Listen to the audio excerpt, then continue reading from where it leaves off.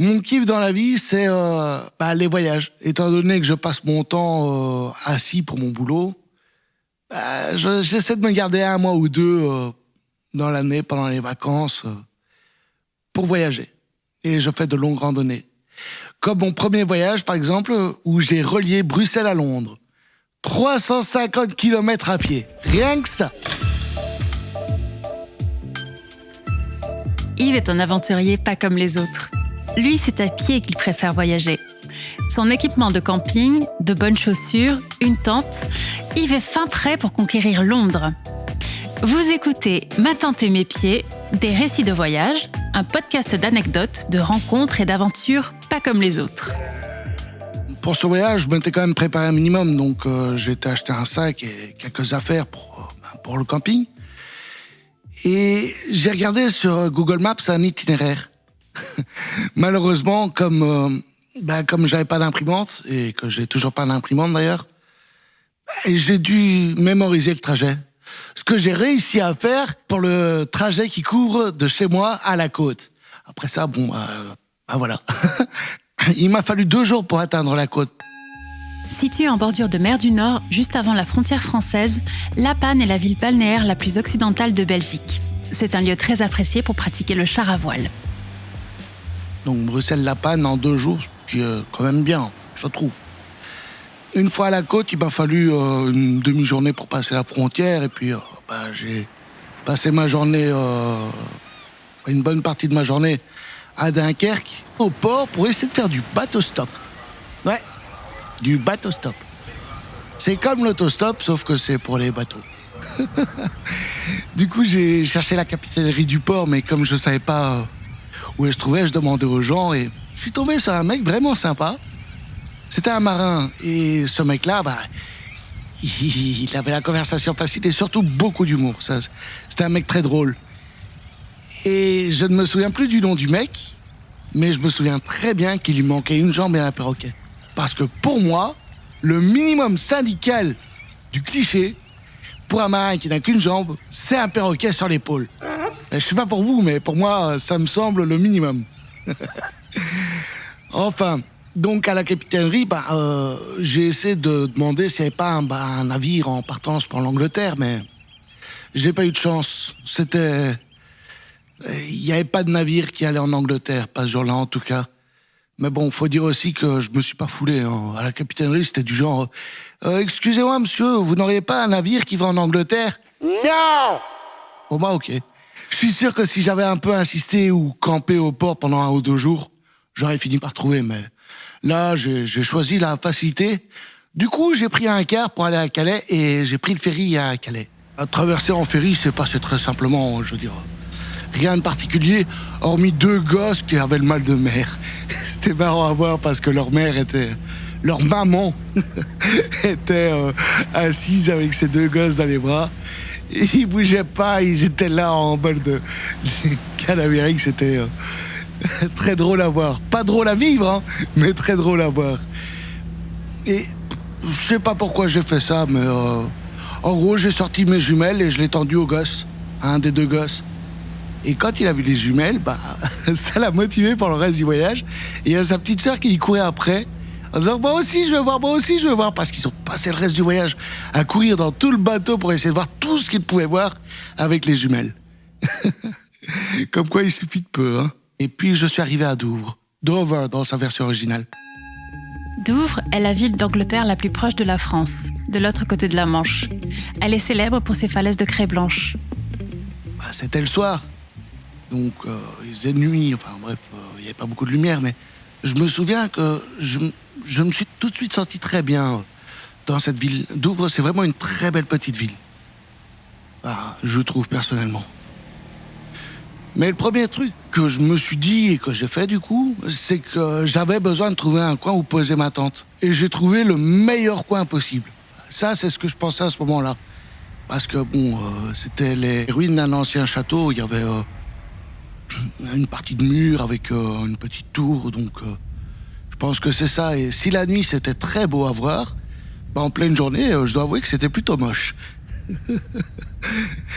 Et le truc, c'est que j'ai posé ma tente et j'ai sorti mon réchaud de mon sac parce que j'allais pas allumer un feu en pleine ville, quoi. Donc j'ai pris le réchaud à gaz.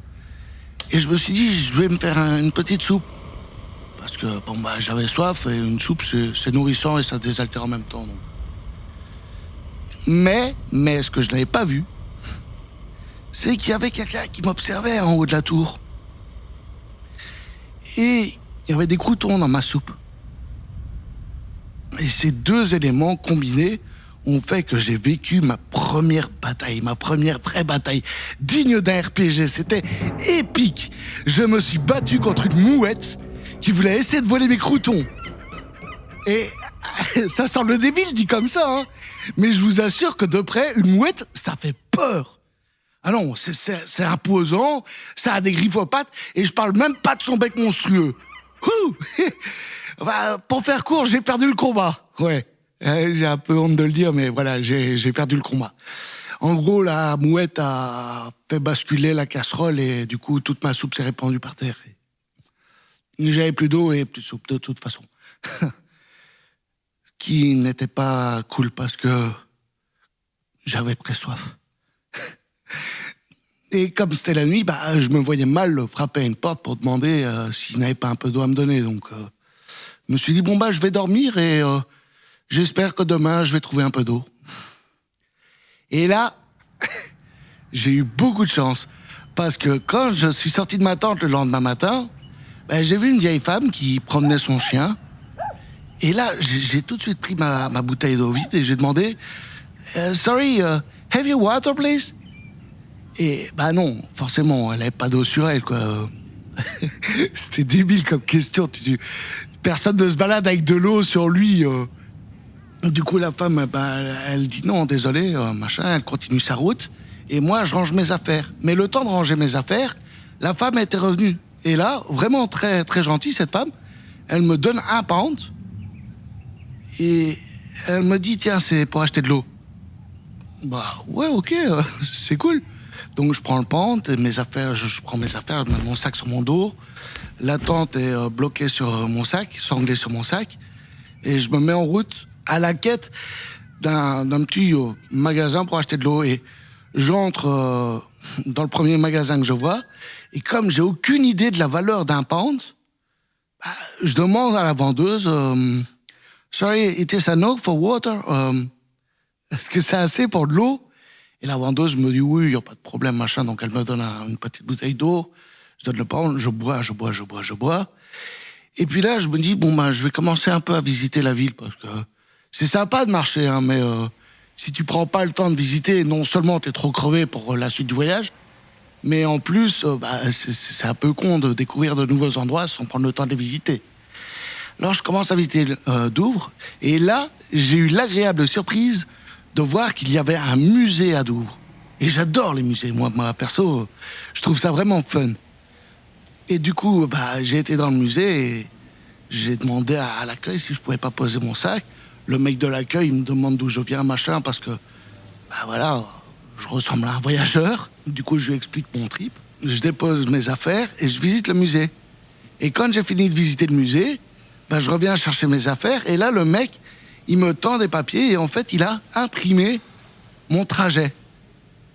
J'ai rien demandé, c'était vraiment sympa de sa part, quoi. Je veux dire, vraiment cool, le mec, quoi. C'est vraiment cool de sa part. Je le remercie pour les feuilles et je me dis, chouette, avec ça, ça va être plus facile pour la suite de mon voyage.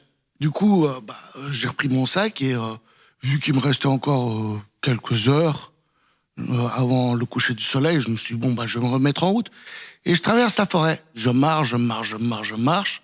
Et je me souviens, la ville où je suis arrivé, c'était Faversham. À Faversham se trouve la plus ancienne brasserie d'Angleterre. Celle-ci a ouvert ses portes en 1698. Faversham. Je suis arrivé à Faversham. Mais là, le soleil commençait vraiment à décliner. Je me disais, il faut que je me dépêche. Je vais traverser la ville, trouver un coin sympa où camper. Du coup, je me dépêche à essayer de traverser la ville. Je suis un peu fatigué, donc je veux me reposer le plus vite possible. Et à un moment, je trouve un coin vraiment sympa. Il y a un petit coin d'herbe avec un peu plus loin une forêt. Et je me dis, c'est un endroit qui est pas mal. c'est pas mal pour camper. Donc, j'ai posé ma tente là. Et là, je me suis allumé un petit feu parce que je croyais être sorti de la ville. Alors qu'en vérité, j'ai vérifié en rentrant chez moi sur Google Maps et en fait, j'étais en plein centre de la ville. Mais bon, j'ai pas eu de problème pour avoir allumé un feu, donc ça va. Je me suis allumé un petit feu, j'avais ma tente et là, je me dis, je vais manger un morceau. Et hop là, quelle surprise! J'avais plus rien à manger. Même pas un petit biscuit. La veille, j'avais plus d'eau et je crevais de soif. Là, j'avais plus de nourriture et je crevais de faim. Ce qui n'a pas arrangé les choses, c'est qu'un peu plus loin, il y avait une espèce de petite souris de champ qui me narguait, là. Elle tournait autour de moi et moi, tout ce que je voyais en elle, c'était de la viande que je ne pouvais pas manger. Et ça me rendait fou. Alors à un moment donné, j'ai pris une pierre et je l'ai balancée pour la faire fuir, quoi. Et du coup, elle est partie. Là, je me suis dit, j'ai faim, je bois. Parce que quand on a faim, l'eau, ça remplit quand même le ventre, quoi. Donc je bois. Et si ma bouteille, au début, elle était remplie, en fin de soirée, elle était vide. Du coup, j'ai été me coucher parce que j'avais faim et le fait de dormir, ça te fait oublier ta faim. Donc j'ai dormi en espérant que le lendemain, je trouverais vite un petit magasin pour m'acheter de la bouffe. Et là encore, j'ai eu beaucoup de chance. Parce qu'en sortant de ma tente, j'ai croisé un mec qui venait de finir son jogging. Et ce mec, je l'arrête tout de suite. Je prends ma bouteille d'eau vide et je lui demande « Sorry sir, have your water please ?» Et le mec, il me regarde avec un visage décomposé en mode « Mais qu'est-ce qu'il me veut, cet turluberlu ?» Et moi, je comprends qu'il comprend pas, puisqu'il a un visage... je comprends qu'il comprend pas, quoi. Et je répète ma question. Water. L'expression du mec change pas. Je comprends pas pourquoi il comprend pas. Alors je mime avec ma bouteille et le fait de boire. Et je dis « Water, for drink ». Et là, le mec, l'illumination. Il fait « Oh, water !» Mais c'est quoi la différence? Moi j'étais là, mais c'est quoi la différence? Enfin, le mec il me dit ok, Kevin, allez. J'y passe ma bouteille vide, il s'en va et le temps que je range mes affaires, il est revenu avec ma bouteille remplie et un petit bonus. Ouais, un petit bonus parce qu'il a ramené une pomme et une pêche. Alors, je mange pas souvent des fruits dans ma vie, mais là, qu'est-ce que j'ai savouré cette pomme et cette pêche. Moquez-vous si vous voulez, mais je peux vous assurer que ça m'a vraiment fait plaisir. Enfin bref, après ce petit encas, je me suis remis en route. Je suis allé dans une ville, je me souviens plus laquelle. J'ai posé ma tente, j'ai dormi. Le lendemain, je me suis remis en route. Et le 3e jour, après mon arrivée en Angleterre, je suis arrivé à Dartford. Dartford est la ville natale de Mick Jagger et Keith Richards, chanteurs et guitaristes des Rolling Stones. Certaines rues portent d'ailleurs le nom de titre de leurs chansons. Et quand j'arrive là, j'étais un zombie. Walking Dead. Moi, j'étais Walking Dead. Le mec, le zombie, quoi. Je marchais en vitesse de croisière, genre 10 mètres en 10 heures. J'en pouvais plus. Le poids de mon sac, les jambes qui me faisaient mal, la fatigue. Ah non, j'en pouvais plus. Donc, dès que j'ai pu, j'ai posé mon sac, je me suis adossé contre un muret et je me suis pris une pause cigarette, quoi. Le minimum. Et pendant que je fumais, j'ai vu de l'autre côté de la rue 2 femmes qui se disaient des trucs tout en m'observant. Et je comprenais pas, et ça me mettait un peu mal à l'aise. Du coup, j'ai fini ma cigarette, j'ai pris mon sac, j'ai été voir les 2 femmes, et je leur ai demandé, est-ce que ça pose un problème si je reste là? Et là, les 2 femmes m'expliquent, non, il n'y a pas de problème. C'est juste qu'on n'a pas vraiment l'habitude de voir des gens en votre genre, c'est-à-dire avec un sac et des chaussures de marche et un air complètement zombicié. Et là, elles m'invitent très gentiment, je leur ai rien demandé. Elles m'ont invité dans le pub. Et ça, c'était vraiment cool, parce que quand je suis entré dans le pub, déjà, les gens, ils me regardaient bizarre, parce que un étranger qui arrive dans leur pub habituel, ça se remarque. Du coup, ils me regardaient un peu bizarre, je me suis senti un peu mal à l'aise, mais les femmes se sont montrées très gentilles, on a été Elles m'ont offert des bières, machin, on a un peu rigolé. C'était vraiment cool et ça m'a permis de me reposer, ce qui était encore plus cool. Alors, après ça n'a duré quoi, une demi-heure, hein, ouais, une petite demi-heure, peut-être 3/4 d'heure. Mais après ça, j'ai repris mon sac, je me suis remis en route et j'ai fini par camper au bord de la route. Là, je fais une petite pause. Je voudrais lancer un message à tous les chauffards, surtout ceux qui roulent le soir ou la nuit. Mesdames et messieurs les conducteurs, lorsque vous croisez une tente au bord de la route, c'est sympa quand vous klaxonnez, hein, vraiment, c'est cool, c'est un petit coucou, c'est chouette. Mais si vous voyez que la tente est fermée et qu'il n'y a personne autour, s'il vous plaît, ne klaxonnez pas, on essaye de dormir. C'était mon petit message au chauffeur. Enfin voilà. Après, je me suis remis en route et après ça, je suis arrivé à destination. Je suis arrivé à Londres. Nom de Dieu, qu'est-ce que ça faisait du bien.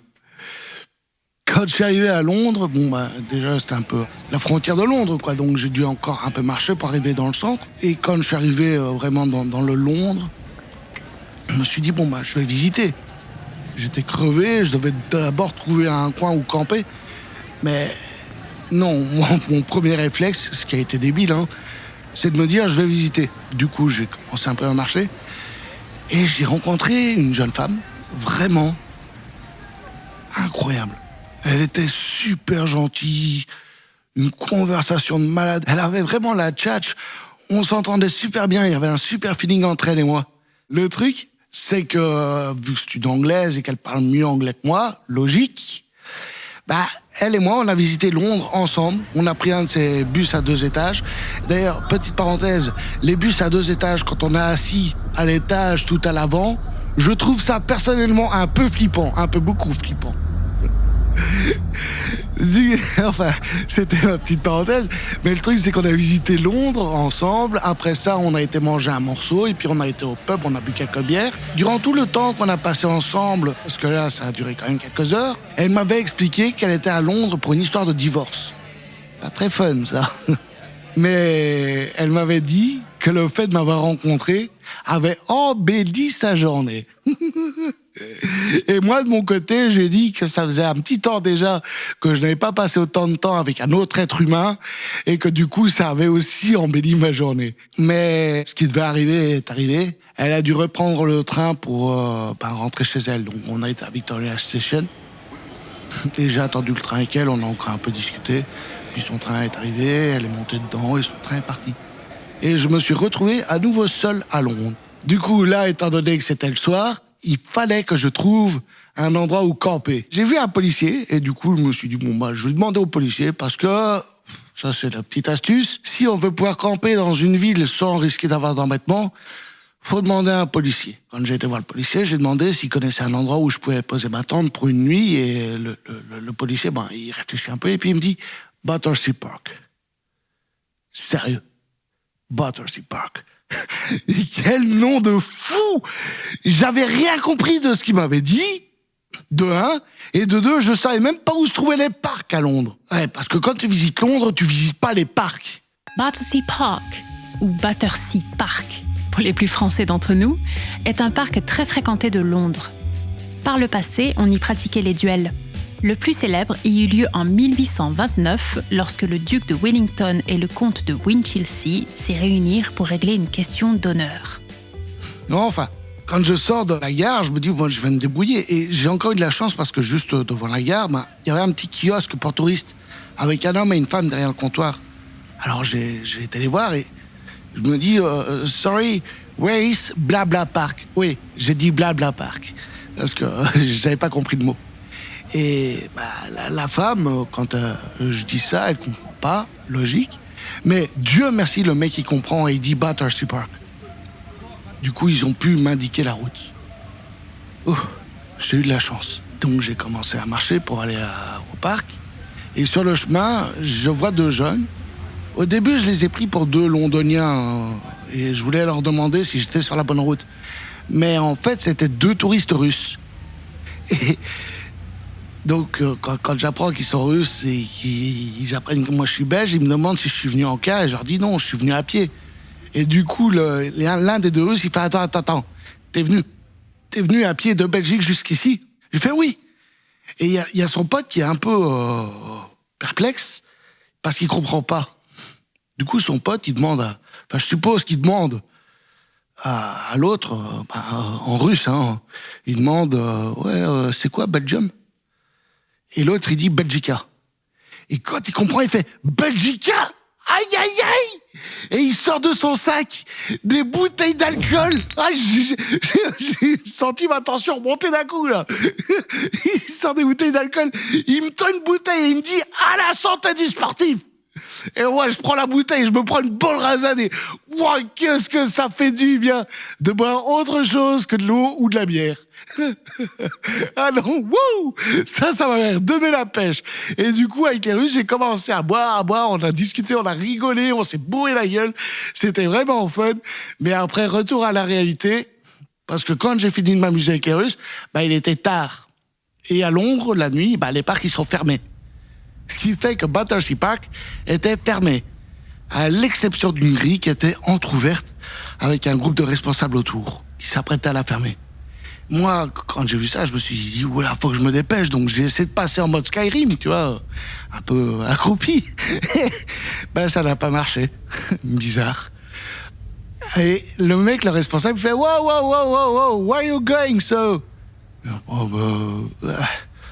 Le mec, là, il m'arrête et je fais hey, policeman say me I can put my tent in Battersea Park. Je lui dis, en gros, j'ai demandé à un policier et un policier m'a dit que je pouvais poser ma tente à Battersea Park. Et là, le responsable, il me dit, un policier t'a dit ça? Non, je crois pas. Et moi, complètement blasé, j'ai fait, he's in Victoria Station. Call him. Et là, le mec, blasé lui aussi, je suppose, il fait ok, go. Du coup, j'ai pu poser la tente à Battersea Park. Et j'y ai passé l'une des pires nuits de ma vie. Non, parce que entre les chauffards qui klaxonnent tout le temps, les sirènes de police et d'ambulance qui sonnent quasi H24, les réacteurs d'avion qui survolent la ville la nuit, j'ai quasi pas fermé l'œil. Oh. Non, après ça, j'ai eu une petite révolution pour Londres. Mais bon, j'y suis retourné. Quand on est plus en forme, c'est plus agréable. C'est une chouette ville, Londres. Je vais pas dire du mal de cette ville. Après cette nuit-là, complètement dépité, épuisé, crevé, je suis rentré chez moi et j'ai dormi les 2 semaines qui ont suivi. Mais c'était cool. C'était vraiment cool.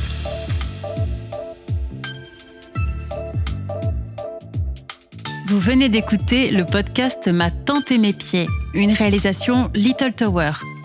Idée originale Audrey Hanson et Yves Farah. Écriture Yves Farah pour l'aventure, Audrey Hanson et Fanny Carbonel pour les inserts culture. Narration Yves Farah et Fanny Carbonel. Découpage Audrey Hanson. Ambiance sonore et mixage Hugo Van Kutsem. Les musiques et ambiances sonores sont créées à partir d'éléments libres de droit. N'hésitez pas à le partager et à le recommander sur YouTube et vos applications de podcast préférées.